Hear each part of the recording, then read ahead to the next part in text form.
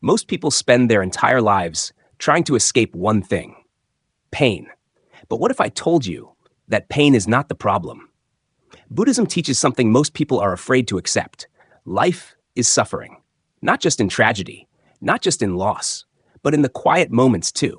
That feeling when you get what you wanted, and somehow, it's still not enough.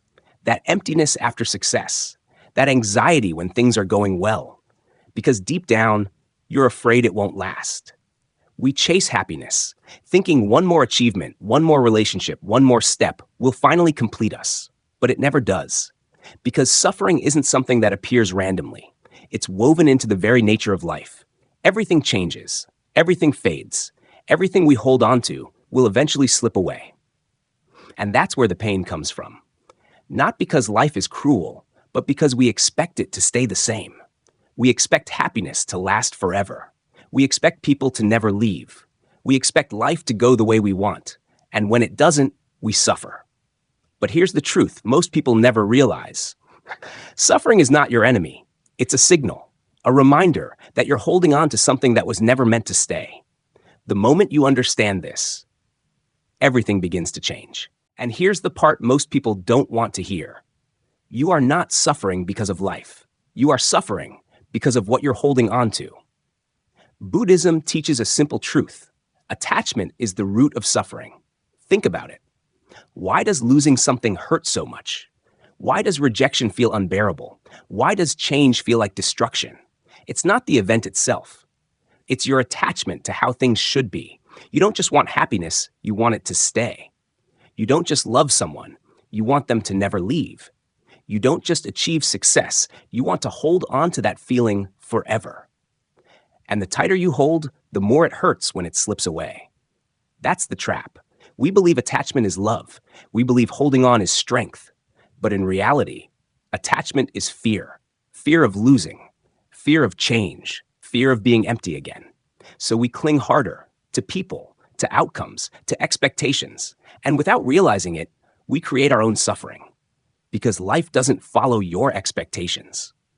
People change, feelings fade, nothing stays the same. And every time reality doesn't match what you're holding on to, it breaks you a little more. But here's the truth. You were never meant to control life. The more you try to hold everything in place, the more pain you create. And the moment you see this clearly, you begin to understand. It's not life that's hurting you. It's your attachment to it. So if attachment is the cause, then letting go so hard. Because deep down, you believe that if you let go, you'll lose everything. The love, the meaning, the identity you've built around it. It feels like you're losing a part of yourself. But Buddhism teaches something most people misunderstand. Letting go is not losing. It's freedom. Think about the last time you held on to something too tightly. A person who was already distant, a past that no longer exists, an outcome that never came true. The more you held on, the heavier it felt. The more you resisted reality, the more it hurt. That's because you were fighting something you could never control. Letting go doesn't mean you stop caring. It means you stop forcing. You stop trying to freeze a moment that was never meant to stay. You allow life to move without dragging your heart with it. And slowly, the weight begins to lift. The anxiety fades. The constant tension disappears. Not because life became perfect, but because you stopped holding it so tightly. Here's the truth. Peace doesn't come from having everything. It comes from needing less. And the moment you truly let go, you don't lose life. You finally experience it. But even if you understand all of this, why do you still feel trapped in your own mind? Why do the same thoughts, the same emotions keep coming back again and again? Because you are not aware of them. Buddhism teaches something simple but powerful. Mindfulness is the key. Most people are not living their lives. They are lost in their thoughts.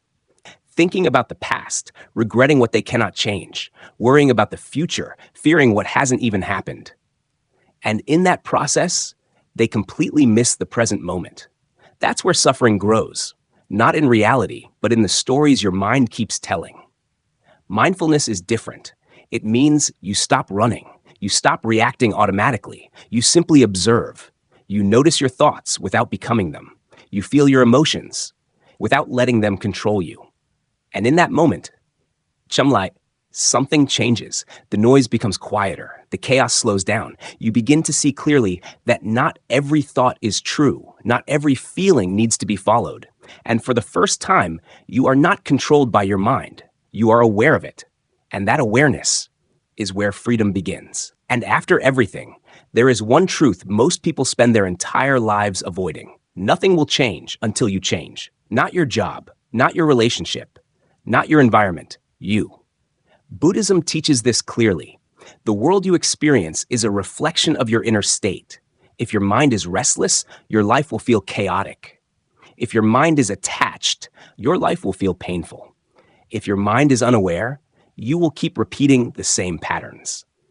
That's why no matter how much you try to fix things outside, the same problems keep coming back. Different faces, different situations, but the same feeling. Because the root was never outside. It was always within you. The way you think, the way you react, the way you hold on or let go. That is what shapes your reality. So if you truly want a different life, don't look out there. Look inward, observe your mind, understand your patterns, change the way you respond. Slowly, gently, everything begins to shift.